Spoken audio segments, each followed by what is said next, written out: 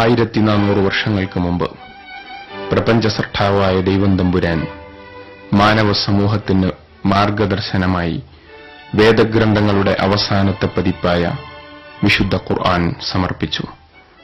ലോകാവസാനം വരെ പിന്തുടരാനുള്ള ഒടുവിലത്തെ വേദഗ്രന്ഥം സത്യവും അസത്യവും, നന്മയും തിന്മയും, ശരിയും തെറ്റും മാനവ സമൂഹത്തിന് കൃത്യമായി വിശദീകരിക്കുന്ന മാർഗദർശനത്തിന്റെ ഗ്രന്ഥം, സമാനതകളില്ലാത്ത വേദഗ്രന്ഥമായ ഖുർആൻ. ഖുർആൻ ചരിത്രമാണ്, കവിതയാണ്. ഖുർആൻ സന്മാർഗോപദേശമാണ്. ഖുർആൻ മനുഷ്യകരങ്ങൾക്കൊരു കാലവും രചിക്കാനാവാത്ത ദൈവിക വചനങ്ങളാണ്. ഖുർആൻ ഭൗതിക തലങ്ങളെ ഇന്നും അഗാധമായി സ്പർശിക്കുന്നു. അന്വേഷകർക്ക് മുന്നിൽ വിസ്മയകരമായ തെളിവുകളോടെ ഖുർആൻ നിലനിൽക്കുന്നു. അത്യത്ഭുതങ്ങളായ ദൃഷ്ടാന്തങ്ങളോടെ ഖുർആൻ അജയ്യമായി നിലകൊള്ളുന്നു.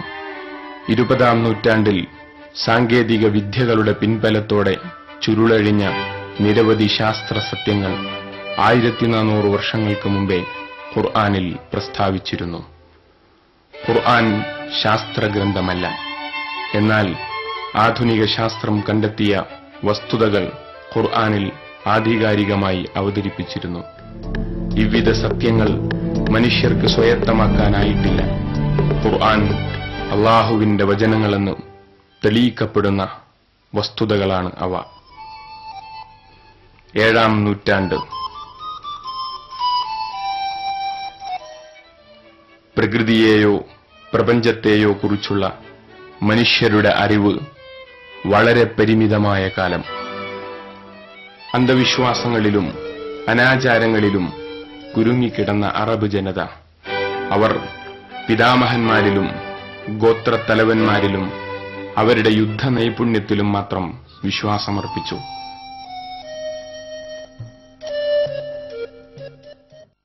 പർവ്വതങ്ങൾ ആകാശത്തെ താങ്ങി നിർത്തുന്നുവെന്നവർ വിശ്വസിച്ചു.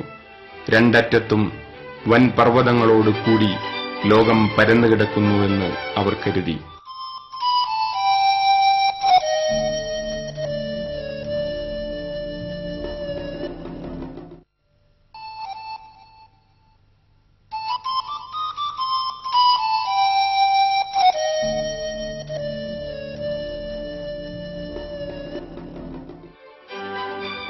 ഈ അന്ധവിശ്വാസങ്ങൾ ഖുർആൻ ചോദ്യം ചെയ്യുകയായിരുന്നു.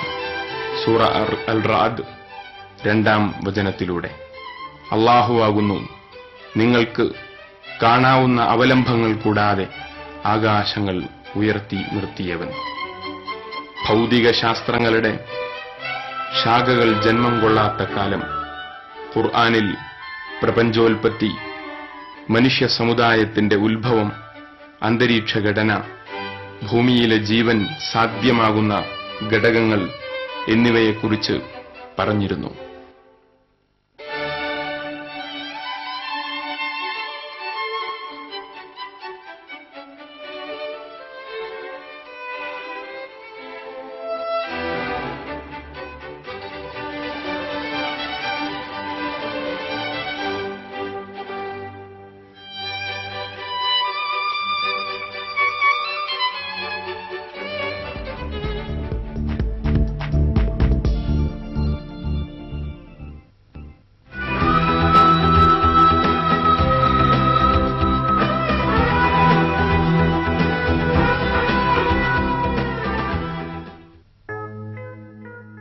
ഖുർആനിൽ വെളിവാക്കപ്പെട്ട ശാസ്ത്രീയ വസ്തുതകൾ അത്യത്ഭുതകരമാണ്. പ്രപഞ്ചത്തിന്റെ ഉൽപ്പത്തിയെക്കുറിച്ച് ഖുർആൻ പറയുകയാണ്. സൂറ അൽ അൻആം 101-ാമത്തെ വചനം. ആകാശങ്ങളെയും ഭൂമിയെയും മുൻ മാതൃകയില്ലാതെ നിർമ്മിച്ചവനാകുന്നു അവൻ.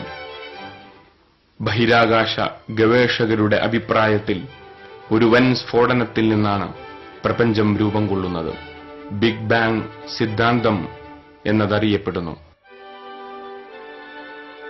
15 കോടി വർഷങ്ങൾക്ക് മുമ്പ് നടന്ന സ്ഫോടന ഫലമാണ് പ്രപഞ്ചത്തിന്റെ ഉൽപ്പത്തിയെന്ന സിദ്ധാന്തം പരക്കെ അംഗീകരിക്കപ്പെട്ടിട്ടുണ്ട്.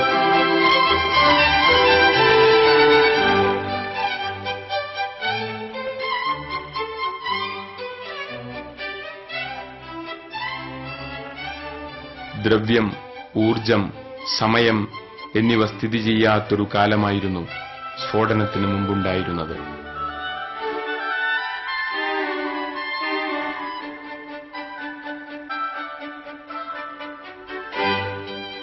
ഈ സ്ഫോടനത്തെക്കുറിച്ച് ശാസ്ത്ര സത്യങ്ങൾ വരും മുമ്പേ 1400 വർഷങ്ങൾക്ക് മുമ്പ് ഖുർആൻ ചിന്തോദ്ദീപകമായ അറിവ് നൽകുന്നു.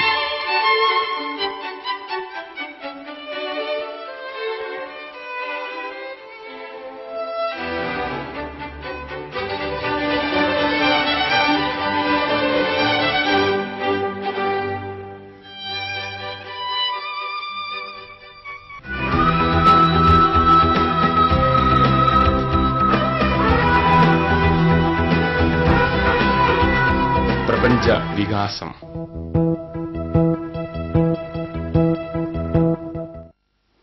ഗോളങ്ങളെക്കുറിച്ചുള്ള പഠനം.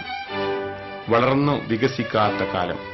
ഖുർആൻ പ്രപഞ്ചത്തിന്റെ വികാസം എന്ന തത്വം ആവിഷ്കരിക്കുന്നു.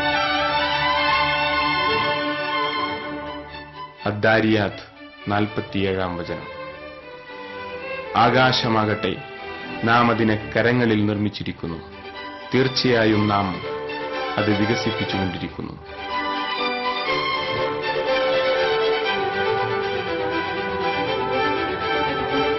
ഖുർആനിൽ ആകാശം എന്ന പദം നിരവധി സ്ഥലങ്ങളിൽ ബാഹ്യാകാശം, പ്രപഞ്ചം എന്നീ അർത്ഥങ്ങളിലും ഉപയോഗിച്ചിരിക്കുന്നു.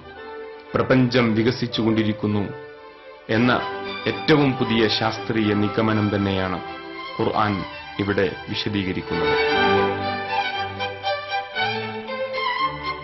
20-ാം നൂറ്റാണ്ടിന്റെ തുടക്കം വരെയും കരുതിയിരുന്നത് അനാദികാലം മുതൽ തൊട്ടേ പ്രപഞ്ചം നിലനിന്നിരുന്നുവെന്നാണ്. പ്രപഞ്ചത്തിന് സ്ഥായിയായ സ്ഥിരമായ ഒരവസ്ഥയാണെന്ന് കരുതപ്പെട്ടിരുന്നു. നവീന ശാസ്ത്ര ഗവേഷണങ്ങൾ ഇത് തിരുത്തുന്നു. പ്രപഞ്ചത്തിനും ഒരു ഉൽപ്പത്തിയുണ്ടെന്നും പ്രപഞ്ചം ഇപ്പോഴും വികസിച്ചുകൊണ്ടിരിക്കുന്നുവെന്നും ശാസ്ത്രം കണ്ടെത്തിയിരിക്കുന്നു. റഷ്യൻ ഭൗതിക ശാസ്ത്രജ്ഞനായ അലക്സാണ്ടർ ഫ്രഗ്മാനും ബെൽജിയം ഗോളശാസ്ത്രജ്ഞനായ ജോഷും പ്രപഞ്ചത്തിന്റെ വികാസം ഒരേ വേഗതയിലായിരുന്നുവെന്ന് കണ്ടെത്തി. 1929-ലാണിത് തെളിയിക്കപ്പെടുന്നത്.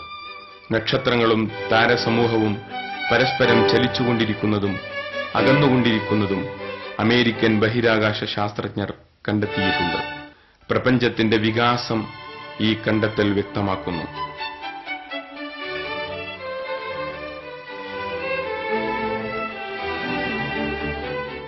പിന്നീടുള്ള സൂക്ഷ്മ നിരീക്ഷണങ്ങളും പരീക്ഷണങ്ങളും സ്ഥിരമായ പ്രപഞ്ച വികാസം ഉറപ്പിച്ചു പറയുമ്പോൾ അബദ്ധധാരണകളുടെ കാലത്ത് ഖുർആൻ പരാമർശങ്ങൾ അത്ഭുതപ്പെടുത്തുന്നു. പ്രപഞ്ച സൃഷ്ടാവും പ്രപഞ്ചാതീതനുമായ അള്ളാഹുവിന്റെ വചനങ്ങളാണ് ഖുർആൻ എന്ന് ഈ ശാസ്ത്രസത്യങ്ങളുടെ വെളിവാക്കുന്നു.